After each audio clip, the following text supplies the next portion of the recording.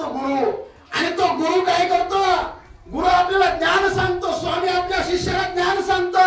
पण ज्ञानामध्ये एक मतलब असतो की माझ्या शिष्याचा हे उद्धार झाला पाहिजे, माझा शिष्याचं कल्याण झालं पाहिजे. हे फार असतं. याला काय म्हणतात? दुर्बुद्धी म्हणतात की लांबलची बुद्धी म्हणतात.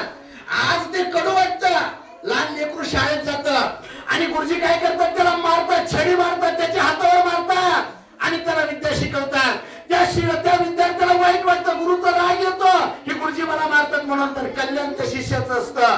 आपले आप्त येतात, हे आपले आप्त काय करतात? आपल्याला चांगलं सांगतात. अरे शेतात जावं, काम करावं, सोयाबीन पेरावी, तर असं स्प्रिंकलर जोडावं. हे राग येतो आपल्याला, नको वाटतं. काय यांची किटकिट आहे. पण त्याच्यामुळे आपलं कल्याण होणार नसतं. याच्यामुळं गुरु काय करतो?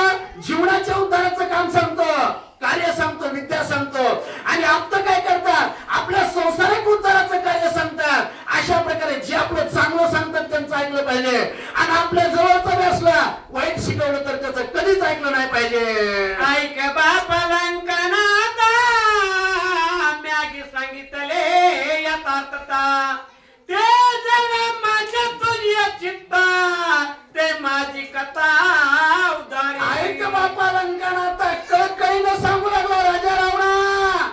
ऐक बाबा, विनंती करून तर सांगतो तुला. अरे मी जी काही गोष्ट सांगितलं ते धर्मार्थाच्या गोष्टीत, अतिशय ज्ञानाच्या गोष्टीत, अतिशय तुझ्या हिताच्या गोष्टीत. पण हे जर माझं ऐकलं नाहीस ना, कारण माझे धर्माचे वचन धर्माचे बोलत, हे जर ऐकलं नाही ना, तुझ्या चित्तामध्ये जर बसलं नाही ना, माझे शब्द जर तुला आवडले नाही ना, संकटामध्ये पडल्याशिवाय राहणार नाहीस राजा रावणा. याच्यासाठी हे माझे शब्द स्वार्थाचे आहेत, तुझ्या परमार्थाचे आहेत, तुझ्या उद्धाराचे आहेत. आणि हे ऐकून घे.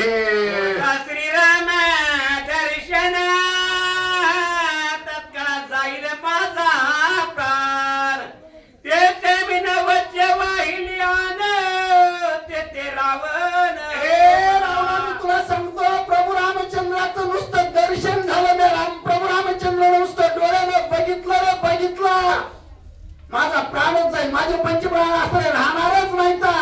आणि मग माझे पंचप्राण गेल्याच्या नंतर आणि मग तिथं कुठलं राज्य, कुठलं काय स्वार्थ आणि परमार्थ काहीच राहणार नाही. असं ज्यावेळेस तो मारीच बोलला कुणाला? राजा रावणाला राग आला, क्षोभ आला. आणि रागवून पुढे काय बोलतोय? राम तुझा घेईल प्राण, तिने मागितला राखेल कोण, वर मी कोचला रावण तुझे निर्दळ. अशा प्रकारे ज्यावेळेस तो मारीच बोलला ना की श्रीरामचंद्रानं अस्त्र बघितल्याबरोबर तुझा प्राण जाईल म्हणतो.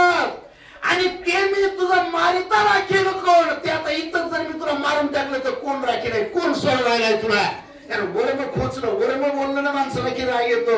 याच्यामुळे वर्म जाणून कधी बोलू नये. पण हा मारीच वर्म बोलला, वर्मी लागलं ना की तिथं तुला ती धनुष्य उचललं नाही, तिथून काळ तोंड करून इथं आलास, इथं मोठेपणा बोलायला लागलास, वर्मी शब्द लागले. आणि वर्मी खोचला आणि वर्मी खोचून म्हणला आताच तुला मारून टाकतो. म्हणून राजा रावणाला राग आला. नरेंद्र राजाज्ञे उल्लंघन करीत राय करावे हवा, संध्या जाण नका. अशा प्रकारे राजा रावण बोलू लागला.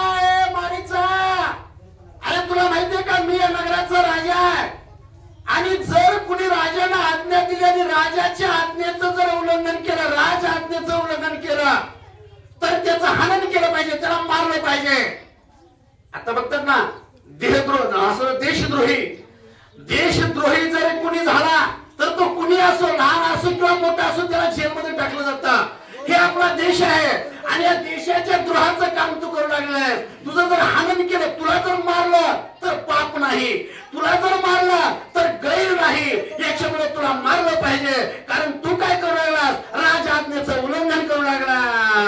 मोडी स्वामीचे वचन यदार्थ शास्त्र विधी विधान, सेवकाशी करावे हनन, हे तुझे मुख्य मरण.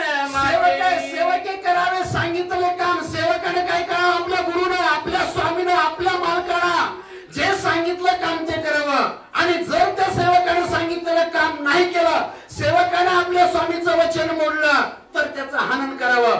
त्याचं हनन करत असताना